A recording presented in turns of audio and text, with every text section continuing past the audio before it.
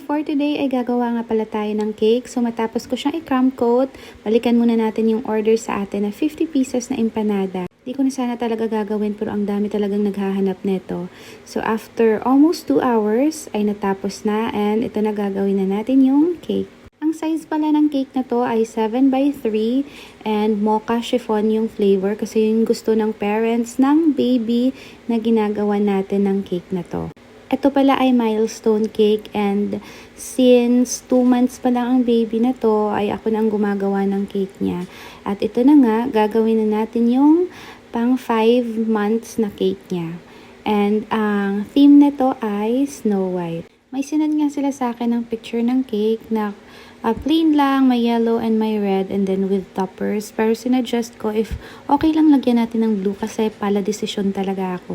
At ang gusto ko sa mga to ay palagi silang okay kasi sinasabi lang nila na sige ikaw na bahala kung anong mas okay. So ayun na nga, nilalagyan ko rin ng color red, parang merong apple kasi nga Snow White diba? So kasama yung parang apple na yan, kung ano man yan, para may design na lang din.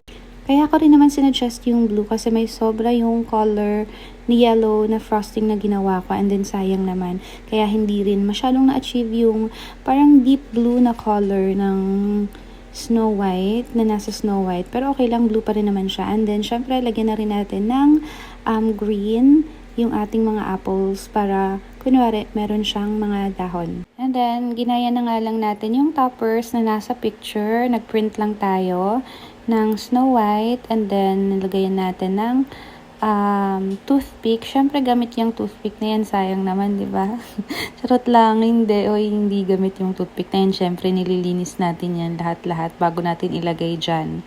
And para naman dyan sa mga madaming nakikita, this time, hindi ako gumamit ng gloves. Pero, syempre, malinis yung kamay ko. Pag baker ka pala, sobrang baba na yung 15 to 20 times na maghuhugas ka ng kamay pag gumagawa ka ng cake. So, ayan, dapat malinis lang lahat. Binake ko pala tong cake around 2 p.m. and then dinesign ko siya around 4 p.m. today kasi 6 p.m. nila kukunin yung cake. So, alam nyo talagang freshly baked yung cake natin. So, ayun lang. Maganda ba? Thank you so much. Bye. Ingat.